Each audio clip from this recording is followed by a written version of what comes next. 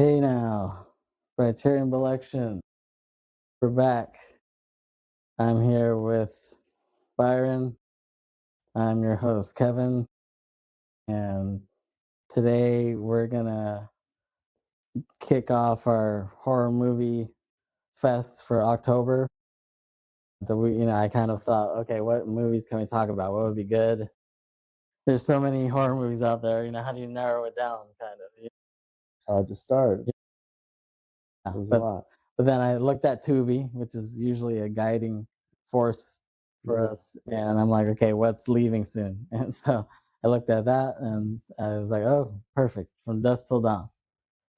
Yeah, that was it. Yep. That was the one we settled on. Yeah, which I had already kind of thought about doing that anyway. Having it be Halloween soon. Fit, I think. It forces the issue. Yeah, I remember seeing this back in the day when it first came out. I saw it on VHS. I didn't see it in the theater, but I remember, I guess we rented it at Blockbuster. I remember like my brother rented it because I think he was just like, oh, well, this Salma Hayek chick is in it, so I want to see it. Or, like he rented it, and then it was like me, him, my cousin, some of our other friends. We like gathered around to watch it because we're like, okay, we're getting, this is a scary movie, so let's like get into this. But it really wasn't that scary, it was kind of more action, comedic, comedy, horror, I would say. Right. They almost fit 3 genres in there. Right. For this film. Which, but I always loved the movie. Ever since then, I always thought it was great. And as the years went by, I was like, well, this is a masterpiece, and then realizing that these guys were behind it. Tarantino, Robert Rodriguez.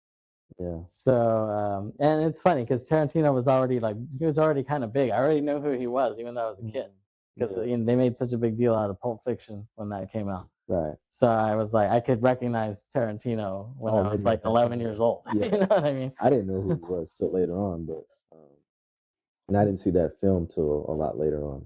But right. Yeah, me neither. I didn't see it in '96 when it came out. Is what I'm saying. But oh, okay. It definitely was something I would revisit a lot. Because it's just the acting in there, the type of movie it was, and like you said, it's a staple. I think it's lasted over time, and it's always a good film to throw on. Right. So you saw it a bit later, like as a teenager? I can't remember exactly. I would say teenage to early 20s, something like that. Okay. So yeah, I definitely saw it a lot later. Right. I don't know why. I think I may have came across it, but I just never watched it. Right. But when I did watch it, it kind of stuck with me. I like revisiting it. Yeah. Yeah. Yeah, I thought it was great, and then they started pumping out random sequels, and those were talk about that. They made 3 of them. Yeah. It's funny how the third movie always has like a Western thing. Yeah. Why? Like they always do that. Yeah. Ninja Turtles, Back to the Future, Dusk Till Dawn. Done it a few times. Yeah. It's like stop the Western three-peat. I don't like why at the number 3 is that way. That doesn't make sense to me either. Yeah. All of a sudden, by the time the third movie rolls around, everybody wants to be Clint Eastwood or something. Right. I guess the directors just go for it. Like, hey, let's turn this into a Clint Eastwood. Yeah, I don't like that. Clint Eastwood film. Right. Yeah. Yeah. So From Dusk Till Dawn, it was written by Tarantino and directed by his good friend Robert Rodriguez. And this is actually going to be our second Robert Rodriguez film we're talking about, because me and Aileen talked El Mariachi, which is another great film. I saw that. Right.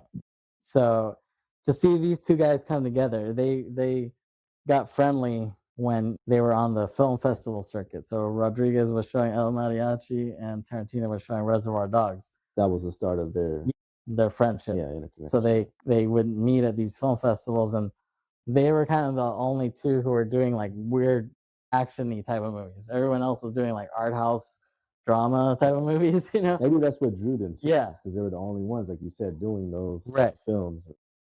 Yeah, so that's why, and they're still close to this day. I think I mentioned on El Mariachi, if you see the Kill Bill end credits, it says, "Thank you, Robert Rodriguez, my brother." He fits my brother there.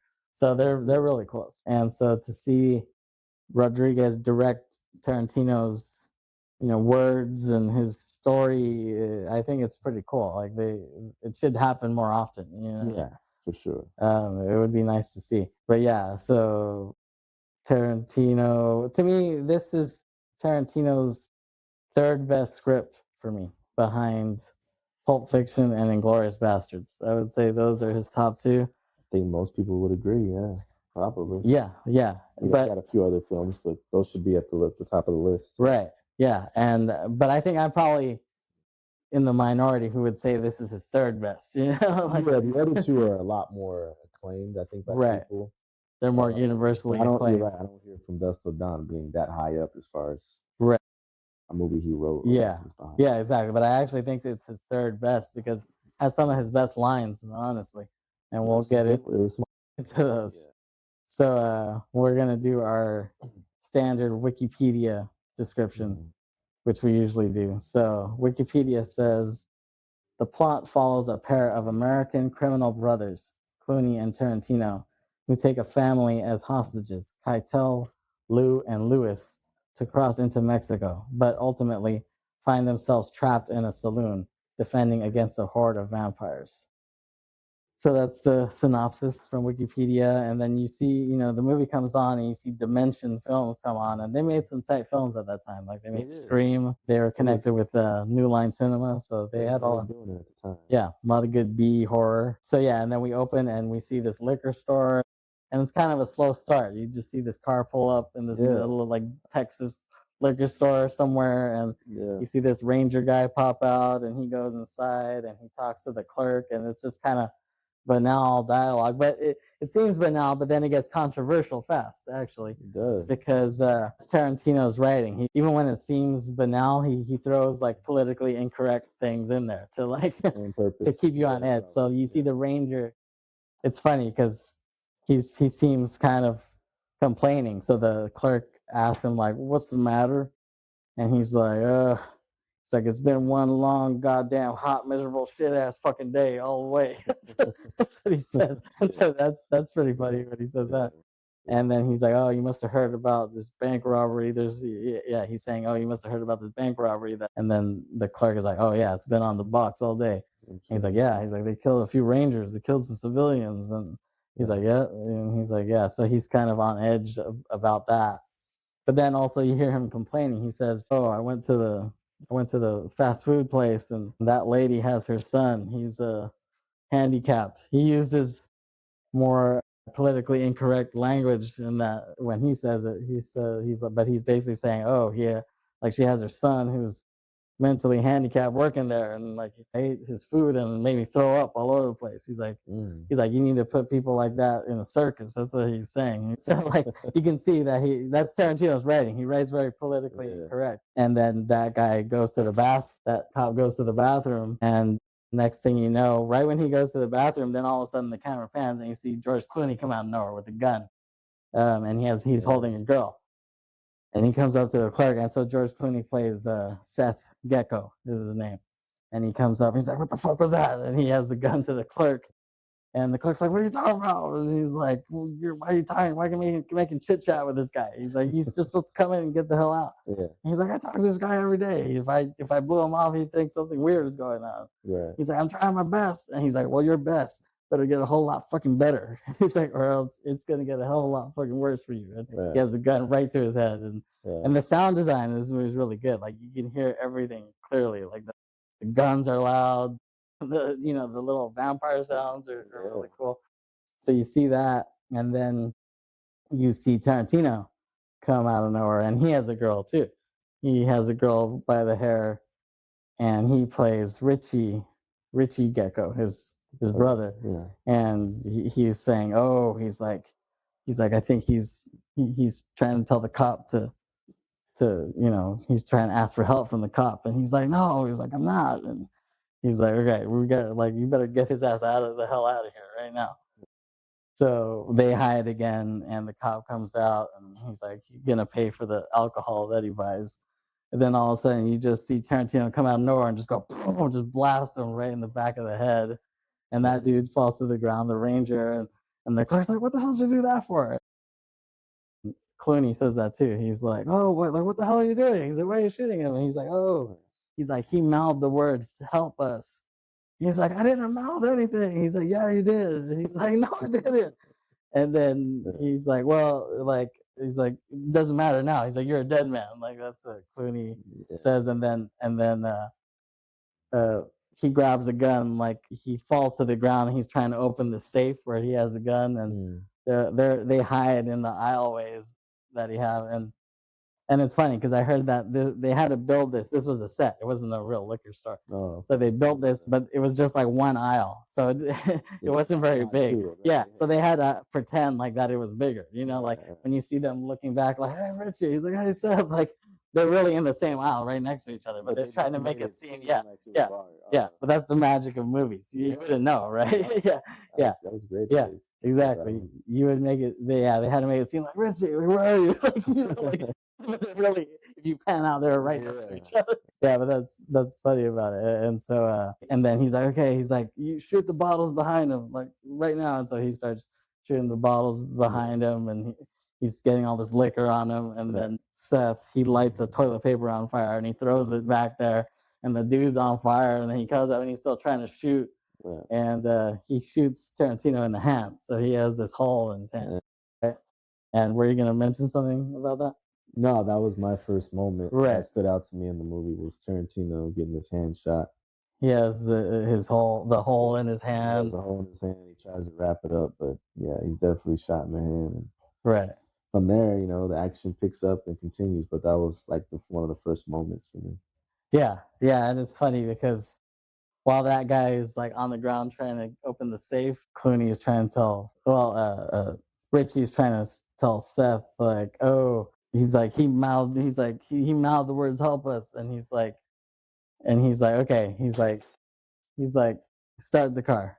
And then he's like, you believe me though, right? He's like, start the car. Like he just tells him, he doesn't believe him, but he's just like over it. Right. He's like, shut the fuck up and start the fucking car. Yeah, I love that.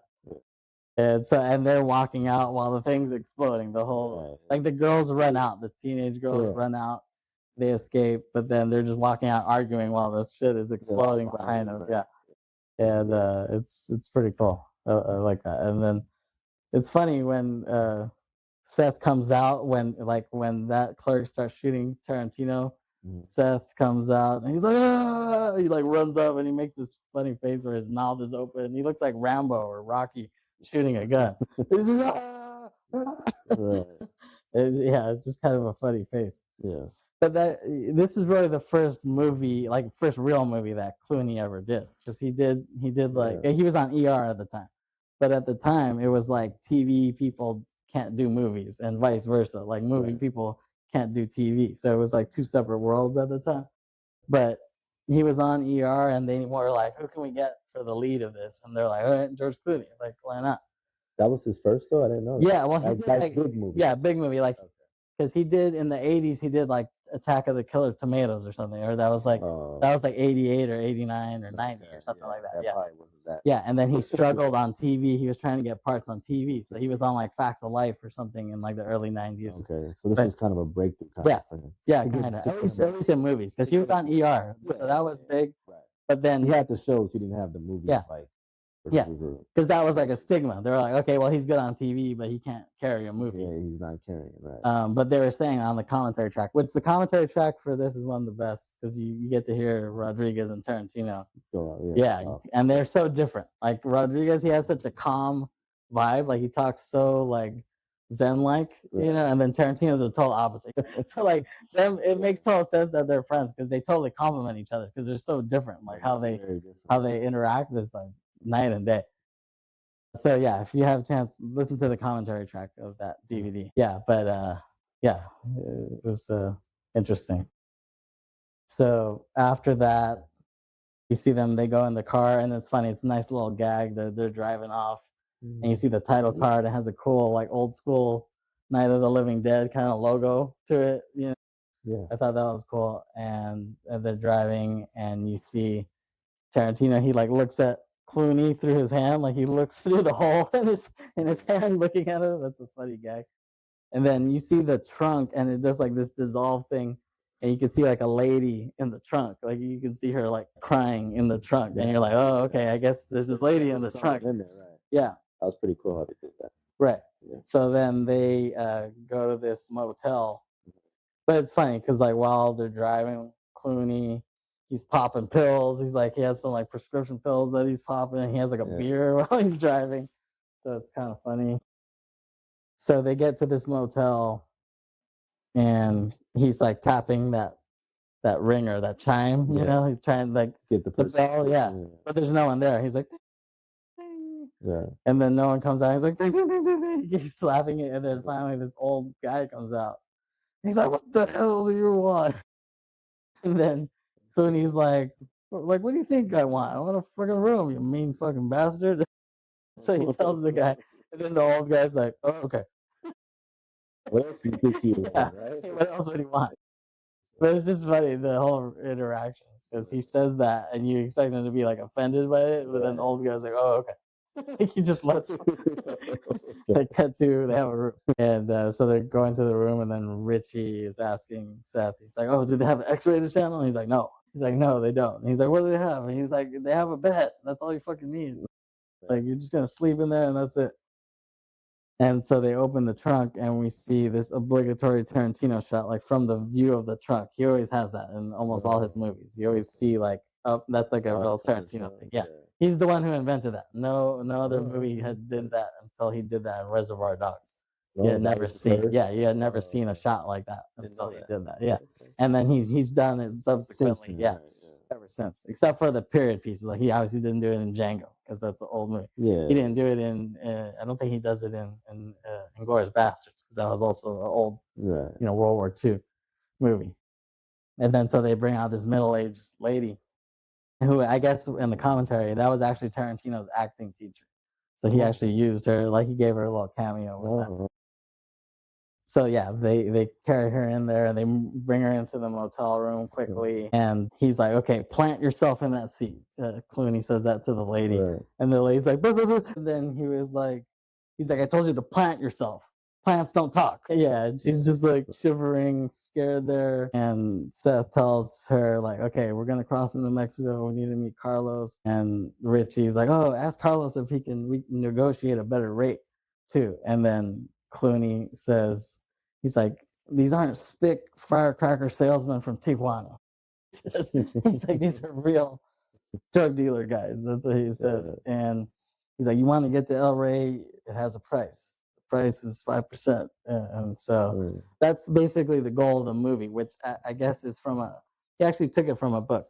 He took it from this William Faulkner novel, and there's been adaptations of it where they're like, okay, we're trying to go to El Rey. That was like the whole goal of it. It was from that book, and when they've done movies, they never mentioned that El Rey or whatever. So that's why he wanted to put it in this movie. He's like, oh, I want to really mention El Rey because I want to have that in the film. So that's the whole goal of the movie. They're trying to go cross into Mexico and go to El Rey, and they'll kind of just live out their lives there because they've killed too many people in the U.S. that they need some sort of sanctuary.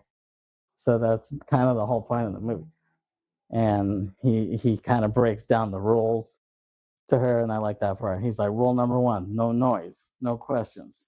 It's like if you make a noise, Mr. 44 makes a noise, and he has his gun. He's like, if you ask a question, Mr. 44 answers it. It's funny how he does really good dialogue here. And he's like, don't you ever try to run on us, because I got 6 little friends and they can all run faster than you. That's what he says. So he has great lines, and a lot of those lines were Tarantino's. He says that, like, he was like, oh, since we casted George in the movie, then I gave him all my good lines. He's like, I was gonna have all these lines. He's like, but we're like, oh, let's give it to him because he's like the star of the movie now. Yeah. So really, a lot of those funny lines are supposed to be Tarantino's. Yeah. He leaves and he's like, okay, I'll be right back. We see Tarantino, Seth. He's watching TV, he's watching cartoons on the bed, and he can see the lady just sitting there. Calls her over. Yeah, he's like, you want to sit with me and watch TV? But she doesn't want to. And she's just like shivering there. Like he like urges her. He's like, come on. Right, like a dog. Yeah. So she walks over there slowly, and she just sits with him. And then we see this family having breakfast in this diner, and the family is comprised of Harvey Keitel, Juliette Lewis as his daughter, and this random Asian kid as his son. The mix was weird, right? Yeah, I was like, 'Cause okay, if that's the father, you wouldn't think that his son would be Asian, but yeah, and so I guess, and the daughter and either. I don't get it. I don't know. It's not so much that he's. I guess you can assume he's adopted. Yeah, you know? we get that. Yeah. The weirder thing is like, who the hell is the actor? Where'd you find him? I mean, because he never did anything else. Like, his name is Ernest Liu. I've never seen he has nothing, no other credits. This is the only damn movie he's ever done. So I'm like, where the hell did you get this kid, and why? You know what I mean? Right. Why did you need this random Asian kid in this role? Not saying he did a bad job. Right. He did the role, but yeah, it just seems weird that he got casted. yeah, it was weird. Yeah, so they're having breakfast there, and they're also trying to go to Mexico. They're ironically, they're taking a road trip. They have a motor home, and so Juliette Lewis, we know her from a lot of movies. California, Brad Pitt, What's Eating Gilbert Grape, Christmas Vacation. Oh yeah, that's where I first saw him. Yeah, forgot about that. Great film. The Other Sister, which Aileen loves that movie. We plan on talking about that sometime. Yeah, she's done a lot of Old School. Old School. Yeah, she's in that. Yeah, so it's cool to see her in this. So Harvey Keitel, he plays a pastor, but he's lost his faith because his wife died, and he's just kind of going through that. Yeah, and then we cut to Kelly Preston. She plays this news anchor, rest in peace, and she's funny because she plays like this, like your kind of ditzy anchor, and she's kind of telling how the Gecko brothers, they've killed 5 Rangers, 4 civilians. Like, she's doing it like it's a scoreboard. Like, she's like, right. That's what's like funny about it. Yeah, exactly. She's like, they killed 5 Rangers, 6 civilians. Right. Like, they have 2 hostages. Like, I thought that was funny. Yeah, it's really funny. Yeah, and then she interviews like the police chief. And did you recognize that guy who's like the police chief? I forget. He's the guy from. He was in Nightmare on Elm Street. And he was the dad. Yeah, he's the dad. Nancy. Yeah, exactly. Yeah, and he was in John Saxon. Yeah, that's his name. Yeah, because he's in Enter the Dragon too. He's Okay. So he's been in a lot of like B cult movies, so that's why they casted him. Yeah, because they'll be like, he's a classic dude, so why not? So the family drives their motorhome into the motel parking, and the kids are like, "Why are we staying here? Let's just keep going. Let's just keep driving to Mexico. Like, why do you want to stay in this shitty ass motel?" And he's like, we just need to. I want the rest. And they're driving. Then all of a sudden you hear the brakes, like, and then they're like, "What the hell?" And Clooney is just standing right in front of them. He's drinking a beer. They're like, "What the hell are you doing?" And he's just like drinking the beer, like no reaction. And they're like, "What the hell are you doing, guy?" And then he slowly walks away from them. And they're like, who's the hell is this guy? Creepy guy. That's what Juliette Lewis says. And then like you see Clooney turn around like in slow motion, and the camera like zooms on his face, and because he has like an idea, I guess. So he gets this idea, and he goes back into the room with Seth, and he's there, and he's like, like he like you see him looking at the bed, and he's like, "What's going on?" And he's like, "Oh, what happened?" And you see little flashes, like you see little cuts of the bed, and you see like blood, and Seth is like, "Oh, well, she started acting up, so I had to take care of her." And Clooney wasn't a fan of that. Yeah, Richie's like, he's POS. He's like, but he gets it. I guess he gets that he's mentally not there. So not that he condoned that killing her, but he didn't hold it. So he's like, he's fucked up. We just have to get to fucking El Rey. He gets over end of the day and just keeps it moving. Right. Yeah. So next thing, you see the family hanging out in their room, in their motel room, and then there's a knock at the door, and they're like, "Who the hell's that?" And we can hear that it's Tarantino, and he says, "Oh." He's like, "What do you want?" He's like, "Oh, I just want your ice. Like, can I borrow your ice bucket?" He's like, "I'll give it right back. We didn't get one." And he's like, "Okay, so fine."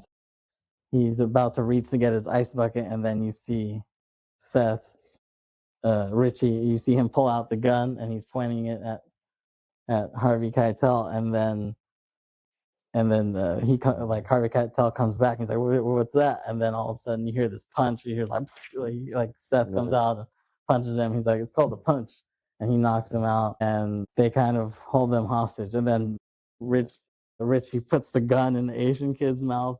Like he puts the gun and he's like, "Wider." He's like, "Open your mouth, like wider." And the kid's like, yeah, and they basically break it down for them. They're like, "Okay, like we need you guys. We're gonna ride with you to Mexico." Yeah, they tell them the plan. As soon as we get in, right, they'll let you go, whatever. right, yeah. And it's funny because Juliette Lewis was like in the pool or something, and then she comes back in. She's like, "Whoa, what's going on?" And she's like, "What the hell's going on?" And then Tarantino tells her like, "Oh, we're having a bikini contest, and you just won." And he like throws her in there, and then so they explain the whole thing. But then you see it from Tarantino's point of view. You see it from Richie's point of view. She turns around and looks at him right in the face. And she's like, "Richie, like, will you do me a favor and eat my pussy for me?" She says, and he's like, yeah, sure." So he said, but she didn't really say that, but he's thinking she says that. Yeah. He definitely. Yeah. He has these hallucinations and stuff. So he's like, yeah, sure. Like that reaction is just funny. So like it's funny because you get to see the world for a second, how Richie sees the world. And there's a funny thing where they're like, "Okay, then let's go." That's like Seth is saying, "Let's go." Yeah. He's like, "Gidget." He's like, "You Gidget, get your ass over here." He tells her. Gidget? Yeah, because so Sally Field, she used to be in this show in the '60s called Gidget, and she always used to wear like a bikini, like she was always on the beach or whatever. So that's why he calls her that. He's like, "You Gidget, get your ass over." So yeah, Seth tells Jacob, we want you to hide us in your motorhome, cross into Mexico because they want to suspect the family, like this, to do this sort of thing. So, and he's like, "Oh, I'm not driving you into Mexico, and that's that." And he has the gun. He's like, "That's not fucking that. This is fucking this." And yeah, so he basically at gunpoint he has to agree to the. At that point. And they're like, "Where are we going?" Juliette Lewis, like they're in the back, like the kids are in the back with Tarantino, and she's like, "Where are we going?" He's like, "Mexico." She's like, "What's in Mexico?" He's like, "Mexicans." Yeah. But it's funny because the Asian kid, his acting is kind of horrible here because he's like way too happy for a situation like this. Like he's too nonchalant. You really a little bit more terrified. Yeah. But he's like happy-go-lucky kind of. Like it's it's kind of funny. And so they get to the border, like the Mexico border, and they have their own agents like checking on people. Similar to the reverse when you're on the Mexico side trying to get to the U.S. You have CBP. Well, they have their own sort of CBP, their own border guards. And so Cheech Marin from Cheech and Chong fame, he plays. This is the first part that you see him play. He plays one of the border guards, and he's inspecting the motorhome, and he's talking. Well, he's talking to Harvey Keitel at first, and he's like, "Okay." He's like, "What's your business in Mexico?" And Harvey Keitel's like, "Oh, I'm taking my son to see his first bullfight," which sounds like bullshit, really. Like, who's doing that? Right? Yeah. And actually, they just banned bullfighting in Mexico, like so you won't see it anymore. So you won't see that. Yeah. Not that it was really commonplace nowadays, but yeah, he tells him that, and he's like, "Yeah," he's like, "So," he's like, "Just you and your son?" He's like, "Yeah, just me and my son." He's like, "Okay," and then all of a sudden, he hears a noise because like Richie and Seth are arguing in the bathroom. He's like, "What was that?" He's like, "What was that?" And he's like, "Oh, it's my daughter." He's like, "I thought you said it was just you and your son." He's like, "Oh, it's me and my son and my daughter." And then because he lied about that, he's like, "All right, I need to check that." Yeah. He's like, "Fuck." So he goes in there, and it's funny because you see Seth and Richie, they're arguing because Seth tells him, like, "Oh, okay, like stop acting like a fucking nut and just calm down and we'll be done with this." Right. But then Richie's like, "What do you mean fucking nut?" And he's like, "Yeah, like just shut the fuck up." And he's like, "Yeah, but you're saying I'm a fucking nut." They're arguing during this whole time while Cheech comes in, and then he just gets to the point where Seth's like, "Ah," he just elbows Richie and knocks him out. He's out, and then Juliette Lewis is like, "Thanks." Seth is like, "Yeah." So that part's really funny. Cut to, you see Cheech. Yeah, he knocks on the bathroom door because it's closed, and she's like, "I'm in the bathroom," and then he's like, and then he just opens it, and that's the thing. You think that Tarantino and him are going to be right there, so he opens it, but it's just her on the toilet. But they're yeah. there Yeah. inside the shop. Yeah, but she's like, I'm in the bathroom. He's like, can you close the fucking door, please? Could we just And then he closes it, but he closes it slowly, and he like keeps looking while he's like closing it. Like while he closes it, like he's still looking. It's very funny. And then you're like, where'd they go? And then you see cut to her looking at them, and they're in the shower. And you see Seth, he has his gun pointed out, and then Richie's like asleep. It's like on his shoulder, asleep.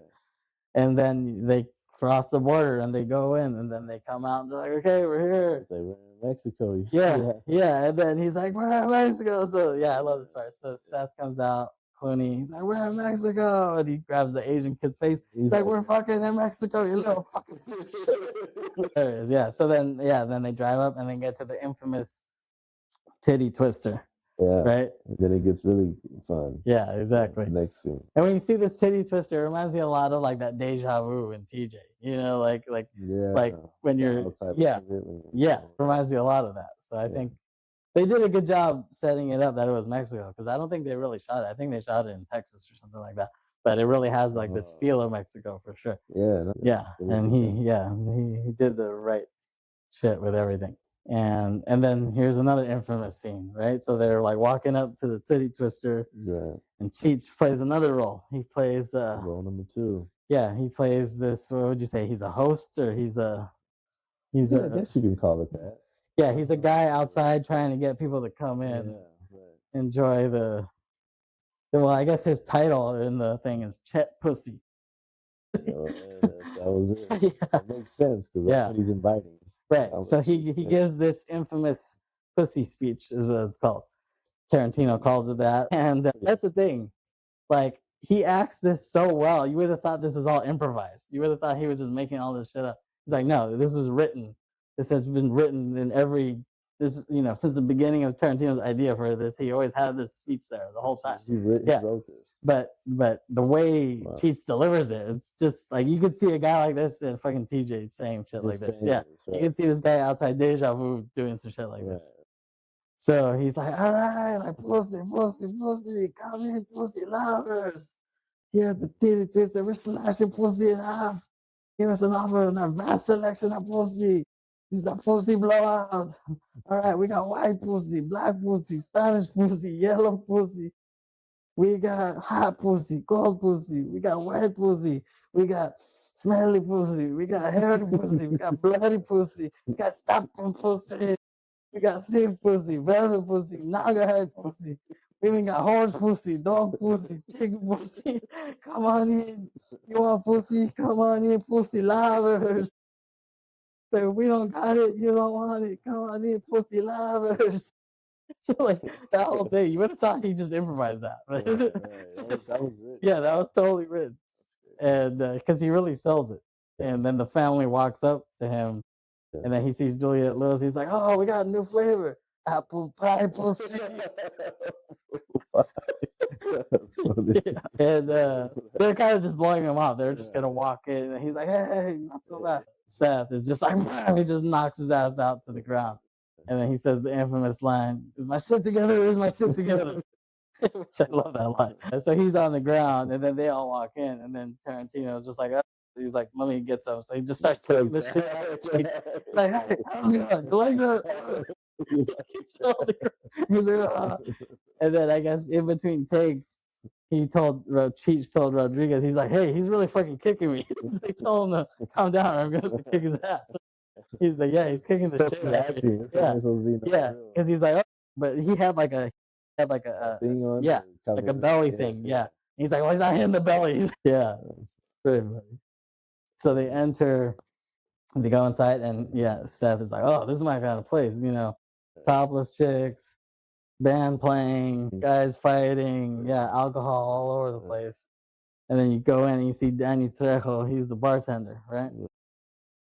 And George Clooney walks over there, he's like, whiskey. And he's like, he pours the thing, and he's like about to give it to him, and he's like, nope. And he drinks it. And he's like, you can't drink here. And he's like, why not? He's like, this is a private bar. This is for bikers and truckers only. That's what he tells them. He's like, so if you're not a biker or a trucker, then you can't drink here. And like he's like, well, I'm gonna kick your ass. Like he busts out a gun, and then this other ugly guy comes out. The ugly fat guy comes out. He's like, hey, pendejo. He tells him, he's like, you got a problem here? And they're like about to fight, and then what's his name? Harvey Keitel comes in. He's like, hey.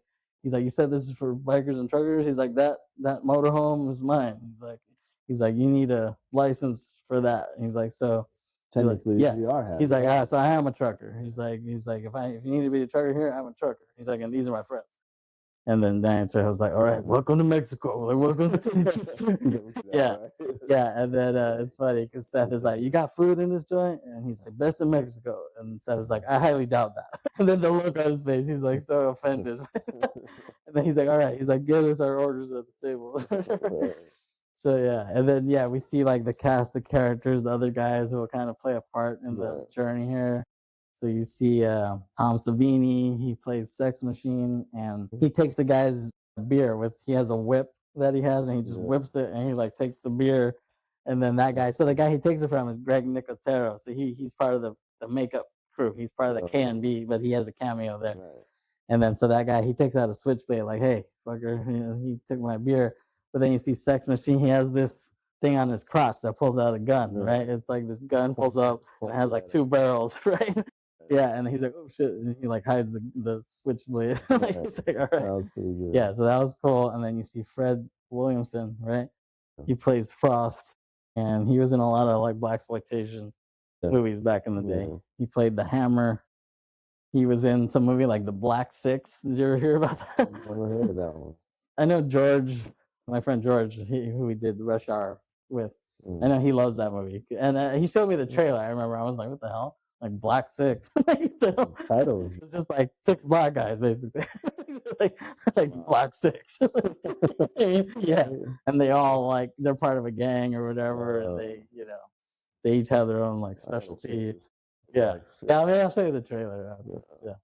So yeah, Fred Williamson is there. Yeah, they try to get a good cast of cult guys around them. And then Danny Trejo, he gets the mic and he introduces Satanico Pandemonium, who's going to be the girl dancing, and that's played by obviously Salma Hayek, right? And this is like really the main reason I ended up watching this, because my brother was like, "Oh, Salma Hayek is in this. We have to watch this," and she wasn't that well known at the time. So it was like, okay, she's hot. We need to watch it. So I'm like, okay, I guess we're watching this. Sold it. Yeah. And watching it back, it's like, wow, she looks great. Yeah, especially, I mean, she still does look pretty good. Right. But yeah, she was a lot younger at the time. So that's really the main impetus I even watched this movie. Because of her, yeah. But then it just ended up being great. Right, all the other stuff. So yeah, so she plays this stripper in the Satanico Pandemonium. He got that name from there's a Mexican movie called that. So he was like, oh, I'm just gonna name her that. So yeah, and then she comes out and starts dancing on the table and in her bra and panties, and then she has the headdress and she has the snake around her. And yeah, it's kind of iconic now looking back. Seth is really into it. He's like, oh god, yeah. And then Richie is really into it too, and he's like really looking, like she's really looking at him, and he's looking at her. Right. And then it was funny, like on the commentary track, Rodriguez was like, "Oh, he's like, obviously the guy who wrote this gets to, suck on Salma Hayek's feet," or he was saying. And then he's like, hey, he's like, I gave George all my good lines. There was nothing for me to do, so I figured I would write this for me. Wow. Gotta give myself something. Yeah, exactly. Yeah. So yeah, you see her dancing, and then she picks up a bottle of wine and drinks it, but like drips it on her body, and then it goes onto her feet, and like she lets Tarantino suck on her feet from with the wine, and yeah, and then she finishes, and everyone's like, ah, and Seth really likes it. They give her a standing ovation, and then after that, Cheech, as the guy from the pussy speech, he comes in and he tells Trejo and the other fat guy, he's like their security guy. He's like, hey, this asshole's kicking my ass outside. Like, yeah, he's like, you guys beat the shit out of me outside. And it's funny because he's like, Richie, get back on the clock. That's what he tells him. Like, okay, like you had fun with that girl. And like, now we got to get back to work. He's like, get back on the clock. And they're trying to kind of argue with them. But then Trejo comes out of nowhere and he stabs Richie's hand again, like where he got shot, where he has the hole. He stabs it onto the table. He's like, ah, fuck. So he's there. And then Seth is like, fuck you. So he starts shooting both of those other guys. And then hell starts to kind of break loose. Everyone's like, oh shit. Like now that everyone in the club is kind of scared. They're like, oh shit. Like shit's going down right here. They start like, going around like watching their back. Like they have their guns like, hey, like anyone else trying to pull some shit, we're going to blast your ass. And then all of a sudden you hear Cheech, he gets up and he's like smiling. He's like laughing weirdly. He's like, and they're like, what the fuck are you laughing at? And then he's just like, and then you see them both just pull their guns and just blast him right there. And it's kind of funny. Salma, she's there and she sees Tarantino's bloody hand, like dripping blood, and she's like, yeah, she's like kind of salivating from seeing that. And you're like, what the hell? Like, okay, what's going on? And then all of a sudden, her head turns into this like snake vampire thing. Like she turns into this like big bald snake vampire, and the weird thing is that Juliette Lewis sees that, and all she says is, "Richie, watch out!" That's what she says. Like her first reaction. She doesn't react to her turning into a vampire or snake thing. She just says, "Richie, watch out." I would be more in shock about the chick turning into a snake than worrying about Richie. And then also, since when the hell does she care about Richie? Like, just because they've been on this journey now, they've bonded kind of. Like, now she cares about Richie. Then Salma jumps on his ass and bites the shit out of him, bites the shit out of his neck. He's like, ah! And he's bleeding, and then it's hilarious. He falls to the ground, and he falls so good. Like he does really good falling here. He's like, ugh! Like you see him fall, and it looks like he's really dead, like really dying. Yeah. He's like, oh, he falls to the ground. He's like, fucking bitch. His reaction is so hilarious. Like you would think, like, what the fuck, is a fucking vampire or something? But all he can say is fucking bitch. Yeah, and I heard that got a lot of laughs. Like in the commentary, he was saying, I was showing this to some other directors. He's like, and they saw it and they were fucking laughing their ass off when I was saying fucking bitch. That was the moment. Right, yeah, it's hilarious. And then Trejo and Cheech and the other fat guy, they all pop up and they're vampires now. And they're like, oh shit. And then everyone's like, all hell breaks loose at that point. Everyone's jumping around, trying to run away. Vampires are grabbing them. All the stripper chicks turn into vampires and they start killing all the guys now. All the guys who are there, all the other guys. And they kill like most of the dudes. They kill like 98% of the dudes, basically. It's going down. Yeah. And then Cheech, he sees Juliette like by herself. So he like runs over to her. And it's like, okay, it's nice to know that these vampires still have like discernment. Yeah, exactly. Yeah. Like you would think they just kill whoever. It's like, oh, I recognize her. Yeah. So he runs over to her and he's like, you know what everybody says about me? I suck. Like he sucks blood, but he was like, I suck. Like I really suck. And then it's funny because she has a cross, she's wearing a cross, and then she just decides to break it off and like put it in his mouth, and he starts burning and shit like that. Yeah. But it's like, so you already knew he was a vampire at that point. Like he could have been anything. What if he was an alien? Because he didn't show. He was just At that point, you already knew he was a vampire. So something told her. She had a spidey sense that these guys are vampires. Yeah. Or maybe she could see their teeth. Maybe like when they popped up, like you could see their teeth or something like that. Yeah. But that's partly what I like about the movie is that, it doesn't take itself too seriously. Like it's a B movie made by like real artists. It's so critical. Yeah. Like they didn't take it so seriously. And they know, they grew up watching these B movies. So they're like, we want to do something like that, but with a little more budget to it, so that's probably why I love this one. And then but when he explodes, it's sick. Like they did really good. That's what I love about this movie too, is it has really good in-camera effects. Like hardly any CGI, because there wasn't even really that advanced computers at the time. Right. So everything had to be physical. Like it was all latex and stuff like that. Yeah, and like animatronics, like is like so when he like turns around and his eyes explode, I fucking love that. It's really cool. Job with that. Reminds me of like effects from like the thing. Yeah, because that has dope ass effects. Right. And so I think that's what what they were trying to do with this, like just like purely practical effects, like as much as possible. And then even when it does like blend with CGI, it's like you can't really tell, like it blends really well. Not like nowadays.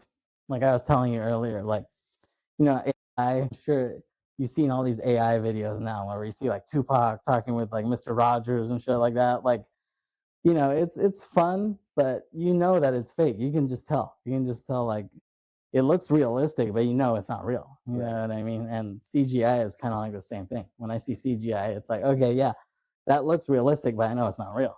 Yeah.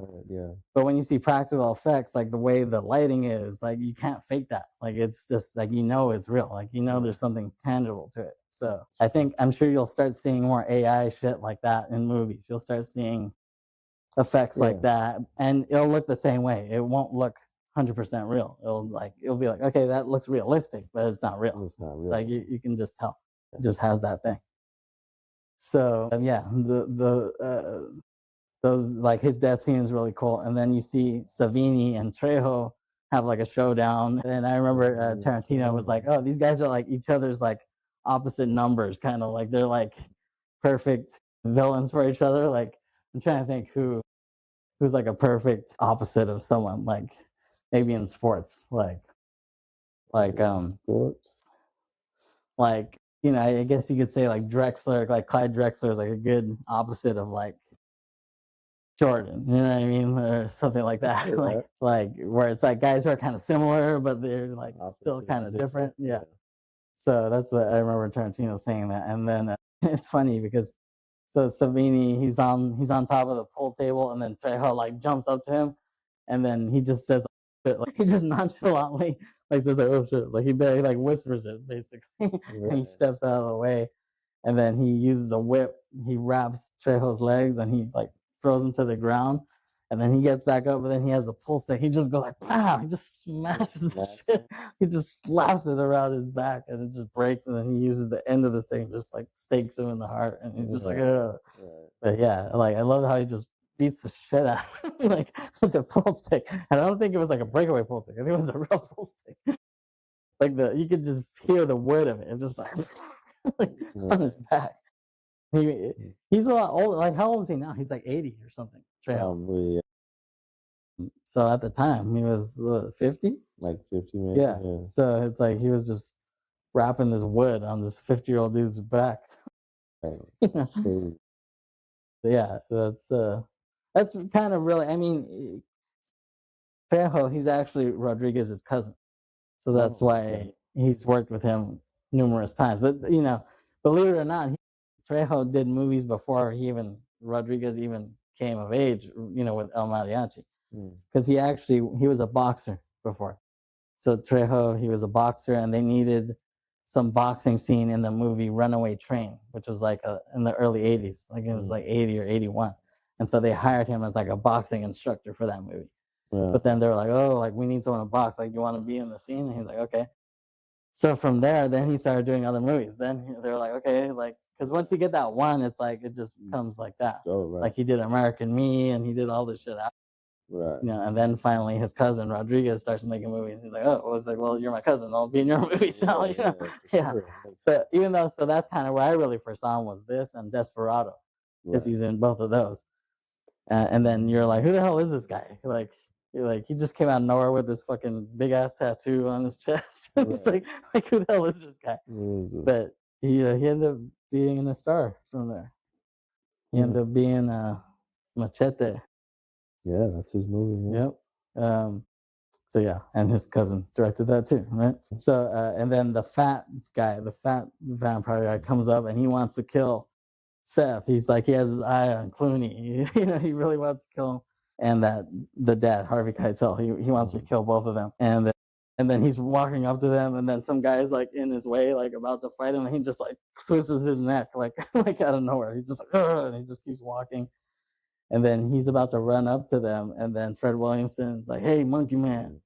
He's like, "Why don't you try me?" Or whatever. He's like, "Okay." And so Then that fat guy runs up to him and he like rips his heart out.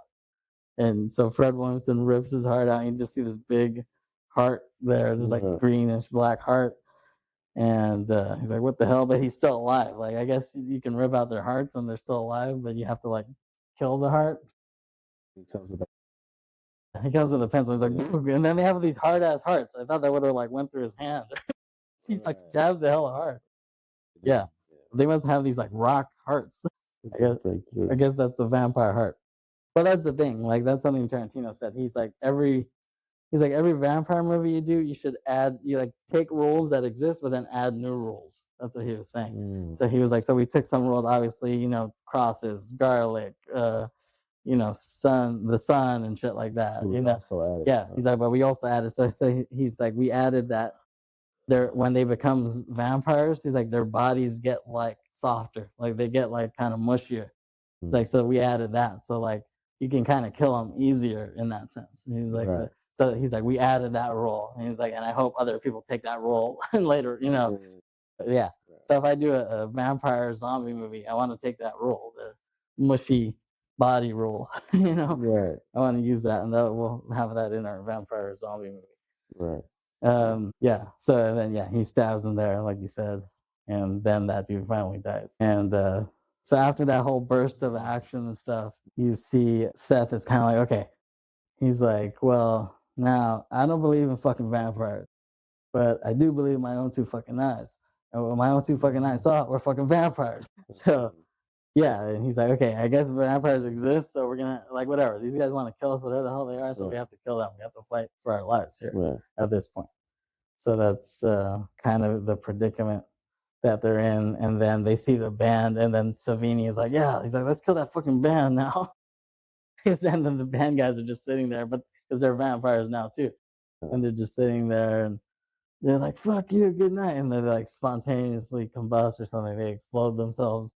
I guess they'd rather die from their own hands than, you know, other people killing them. And then so Seth sees Richie on the floor, and he's like, okay, like, let me say goodbye to my brother here. So he sees him, and he's like kind of, you know, looking over him, and he's like, I love you, Richie. And then all of a sudden you see him, he's like, I love you too. His voice is all deep and shit. And he looks weird as a vampire. He looks like fucking Peyton Manning or something with green skin. Yeah. Different. Yeah. He's on the floor. Yeah. And he gets up, and yeah, they're all like, and then the other people are about to kill him. He's like, no. He's like, this is my brother. It's like, yeah. He's like, he may be a fucking vampire, but he's my fucking brother. And then, and so they're holding him, and then he gets like a stake, and he says, he's like, here's the peace in death that I could not give you in life. He's like, yeah, and he like disintegrates there. But there's a cool shot there. If you see, like, you see him like kind of moving, and you see like he's wearing these contacts. He's wearing like Michael Jackson contacts, right? So that was actually a screen test. Like, they did that. They were like, oh, let's see how he looks with these. So Rodriguez, he was like, oh, I want to put these contacts in your eyes, because he's like, you have the deadest fucking eyes I've ever seen. Like, his eyes he has no like shine to his eyes. That's what he was saying. That's what Rodriguez was saying. He's like, you have the most brown, like, vacant eyes ever. So he's like, I need to put contacts in there to like have it something visual. So he put those things, and he shot this little thing of him on the, like, looking at the camera. Yeah. Yeah, and that wasn't there. That was like totally somewhere else. That was like in a studio. But then he cut it back. He cut it in, and it gave it this cool effect to it, right? Like he changed back, and then he kind of changed back. Like, you know, like he was that monster, and then he changed back to that, and then he became a monster again. Like, it gave it this cool effect. So what they were saying on the commentary, so they actually used that still of him with those contacts. That's on the Japanese poster of From Dusk Till Dawn. So you see like Clooney with a gun, and then you see Tarantino's big face with the contacts on. It's like From Dusk Till Dawn. So like, he's like, it's funny that they used that for the poster. He's like, all of a sudden I'm this big ass star in Japan. Like, they use that particular. Yeah, but it's funny because I feel like in Japanese posters they usually find like the coolest part that they end up using for the poster. You know. Because I feel like on the US shit, it's like generic. You just see a guy's head, and that's it. You know what I mean? Like they're fucking boring. But I feel like when they do these Japanese posters, they always cherry pick like the best parts of it somehow. and that's like They're a really good. cool shot. You Yeah, know? they're good at finding it. Yeah. So Seth has to kill Richie there, and so they're kind of like, okay, like what the fuck do we do now? And so we see who gets bit here. We see Harvey Keitel who gets bit We're during just that going whole through scene. all of them, or up to Yeah, that point. yeah, like of those main guys. Like, so of everyone left, see The girl hasn't been bit. Yeah. Obviously, Clooney hasn't. Yeah, And the son hasn't. not yet, but Savini and him and Miss Savini and Richie and so far. yeah. Oh, okay, yeah. Yeah. So then, and then Fred Williamson is there too, but he's not later yet. though. Yeah. Him and Savini are later, Yeah. and then Yeah. So, but how does I think Savini gets bit in all that fighting, but he hides it. He hides it. Yeah, because later on you see him show his teeth, but I Yeah. forget.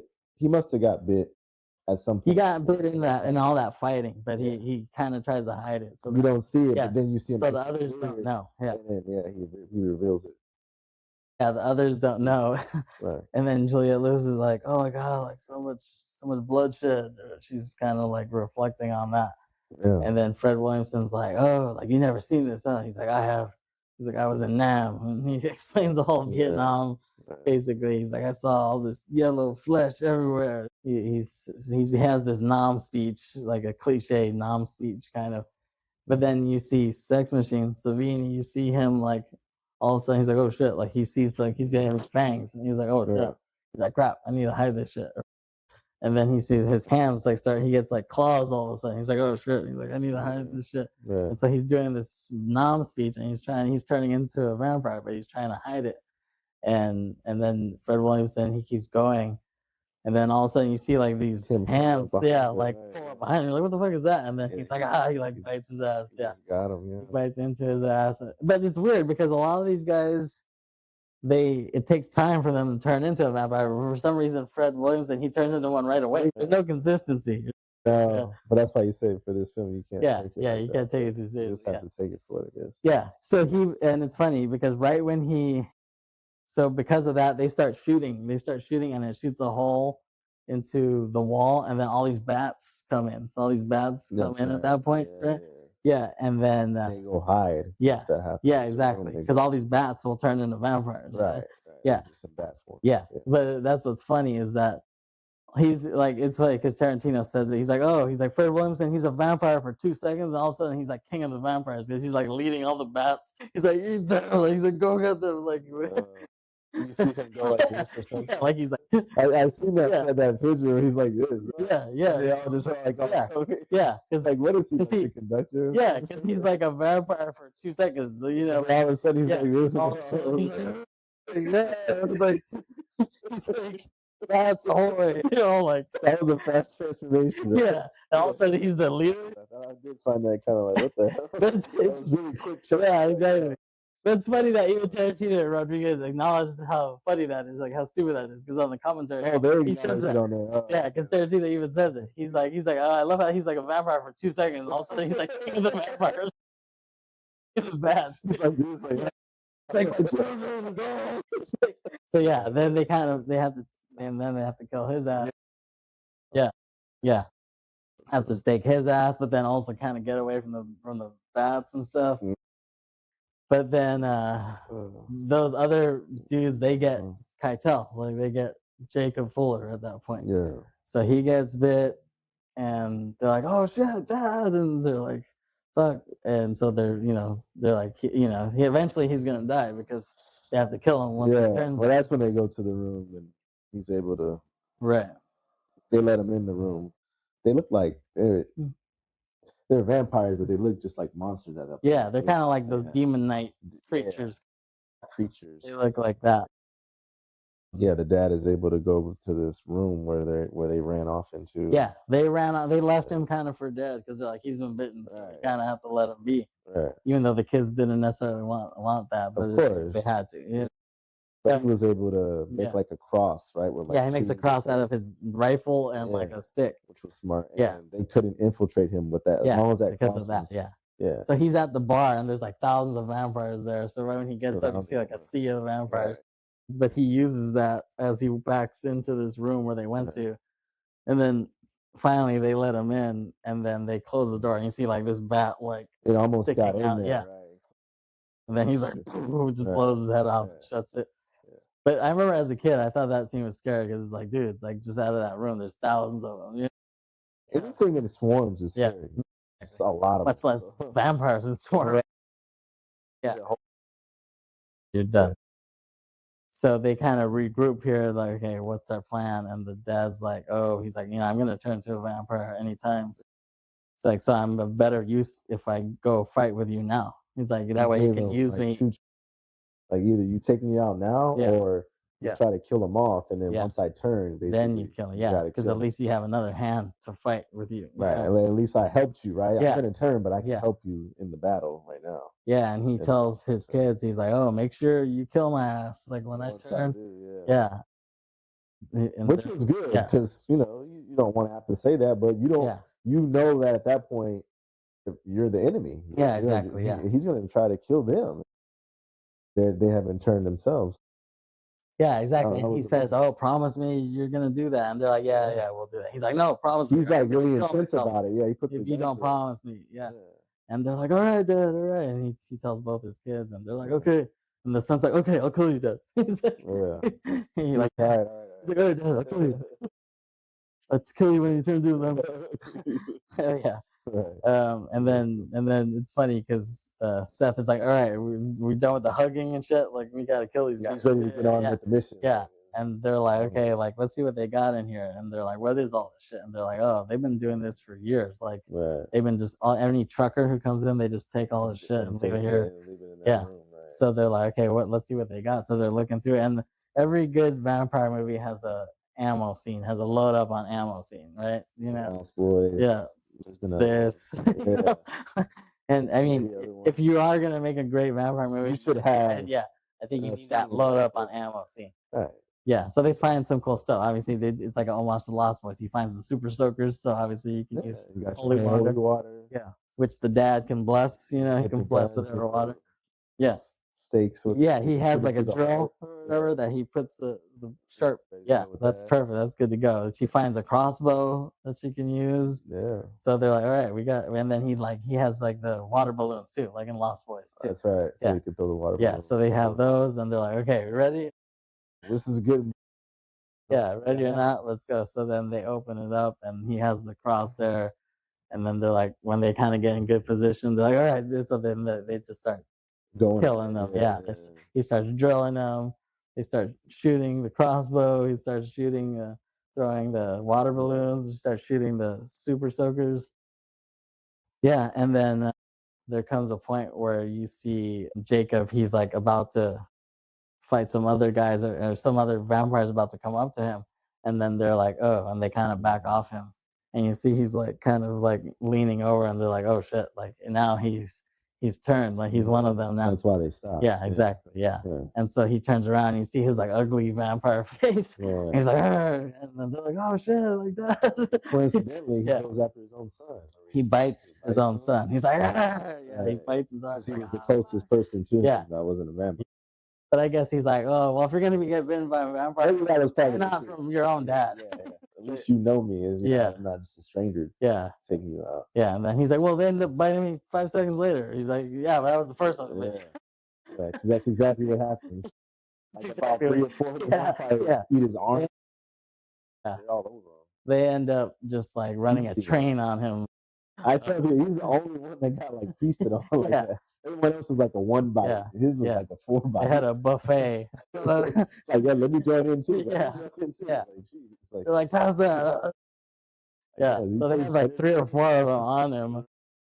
Yeah. And he looks at his sister right at the time. So, I mean, they kill the dad there, because they had to at that point. But then his sister has her crossbow, and she's like, oh, like, I don't, I feel bad. It's my brother. She doesn't do it, but he's telling her. Yeah, he's suffering, and it's like for the greater good, Yeah. He's like, want to kill me. He's like, come on. He's like, I'm suffering here. And she's like, all right. So she finally just does it. She shoots the crossbow, and then they all explode. Like, I don't know how that happened. I don't know how does one turn into like cause this like huge explosion. You're like, Yeah. I think that was another Lost Boys thing, because like the death by stereo, when he shoots that. And then And that explosion. Yeah, I think maybe it was another. Maybe that was homage to that. So at that point, then it's only 2 left. Seth and Juliet, Seth and Kate. So they're there and they're kind of backed up. They're like, oh shit, like, it's just us and there's still all these vampires here, and they're kind of in the middle, like, okay, what do we do? Right. They're trying, I think they're like running out of bullets. They're like pretty low on shit now. And you got to get to the rat scene, which was next, right? Oh yeah, no. So that was that was earlier. That was earlier. Yeah. Okay. So something. So when they kill Sex Machine, when they kill Savini. Oh, that's what he turns. Yeah, that's what he turns into. So earlier, there was a scene where like he I think he chops off Savini's head, or he blows his head off. Yeah, like, well, he gets his little lip thing and pulls it. Oh, okay, yeah. Remember? Yeah. He yanked it off. Right. And the head came off. And the head is still alive. Yeah. They shoot the head. Yeah. But then his body is still there, and that's when his body. Yeah, you see his body there in his leather jacket and stuff like that. All of a sudden, it's just like a rat looking. Yeah, and then all of a sudden, this new head of a rat comes out of his body, and then he's like this big rat. Exactly. Get that. Yeah, and so I guess the whole thing was they had this freaky rat lying around, like in their studio, and they're like, oh, where can we use this? And they're like, oh, let's try to use it in this. Yeah. Put it in the movie. Yeah. So they're like, okay, he turns into some rat thing. So they use that there. And then it was funny because Robert Rodriguez was like, oh, I never thought I'd see George Clooney fighting some giant rat. Well, you made it happen in the movie. So yeah, that's really cool. Yeah, I love that.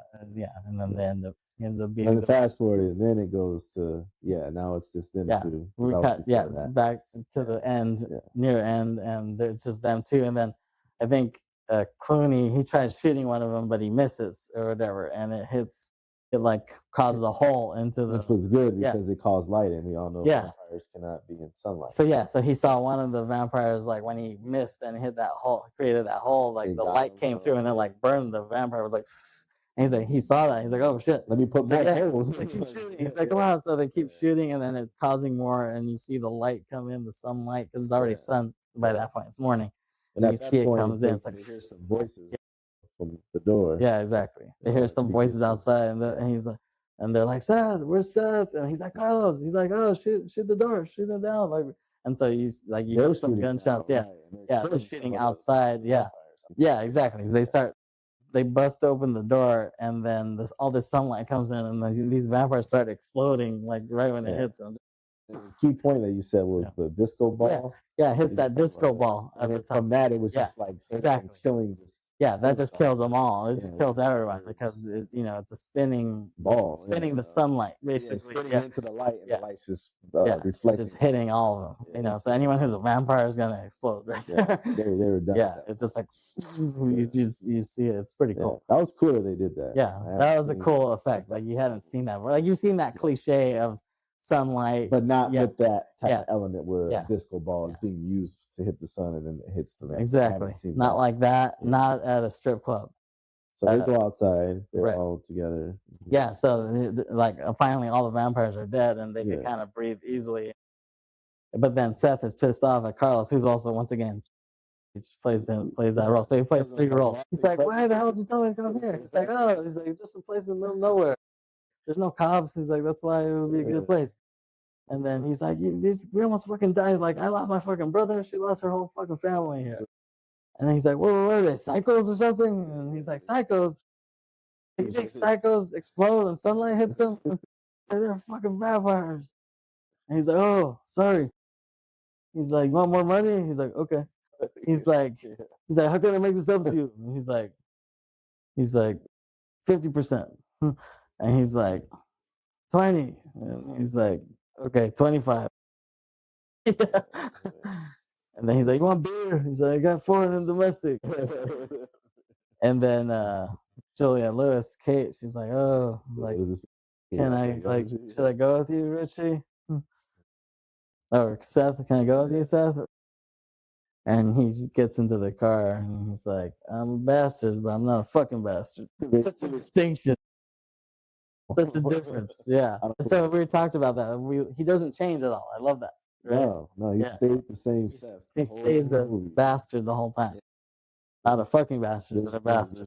There's no arc. There's no. He's a bastard the whole movie. He's consistent, and we appreciate that.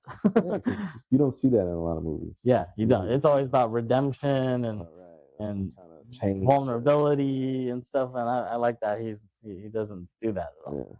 He's an asshole from day one. And that's something that in the commentary they were saying, and like Rodriguez was like, oh, he's like, basically you're seeing these assholes for 2 hours, and then Tarantino's like, he's like, but they're charming assholes. He's like, they're funny assholes, and he's like, oh yeah, for sure. He's like, they are, and it's kind of cool. So like how the ending is kind of abrupt, which I actually like.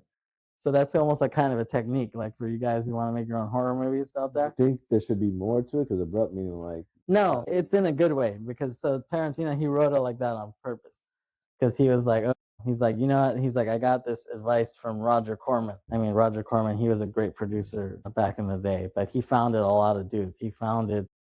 He gave first director jobs to all those guys, to Scorsese, Brian De Palma, Joe Dante, like all these guys. He has a really good eye for talent. So he founded all these guys basically, and he had them do B movies as their like first movies, and then they ended up doing bigger movies after that.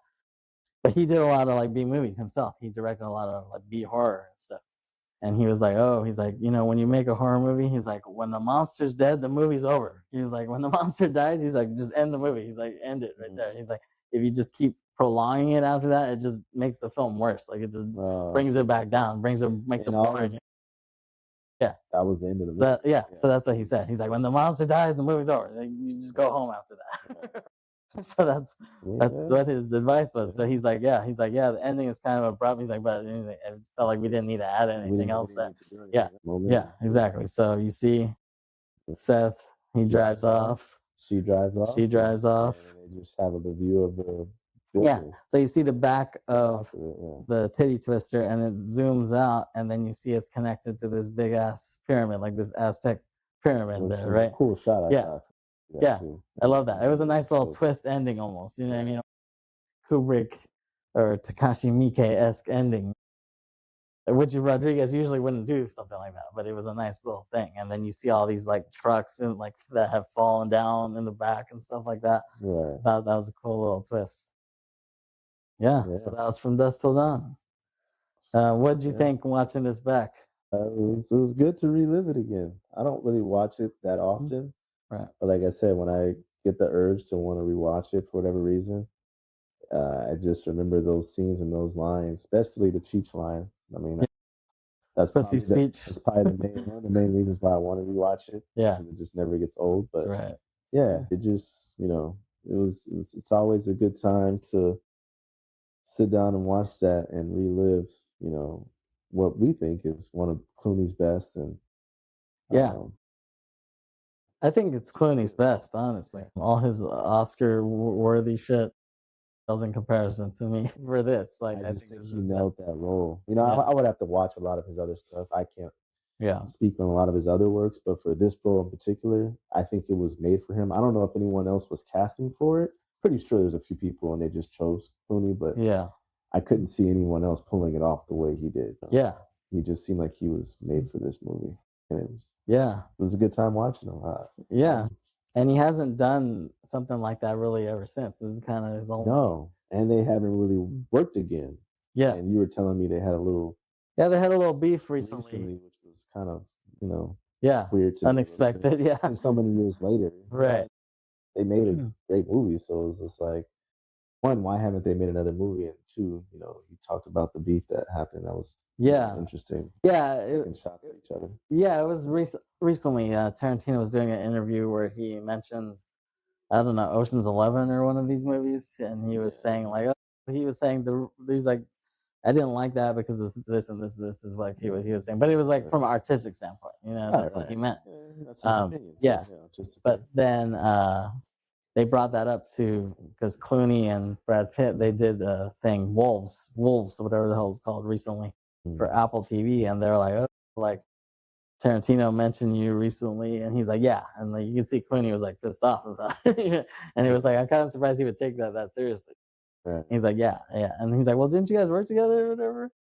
And then he was like, he was great. That's what the interview said. Like, he was great, wasn't he? And then Quentin was like, well, he was good. He wasn't great. Okay, but I don't think Tarantino's clapped back from that. I think he was just like, whatever. Like, I don't think he was trying to diss him necessarily. He took it kind of yeah, he took it as a diss, but I don't think he was like, he didn't mean it was more like a critique of his work. You know what I mean? It wasn't like he sucks. You know what I mean? He was just critiquing. Yeah, but yeah, From Dusk Till Dawn. Yeah. One of our Halloween time movies. Hopefully we do get to squeeze in a few more before the Halloween season is over. Halloween's coming, so see if we can get.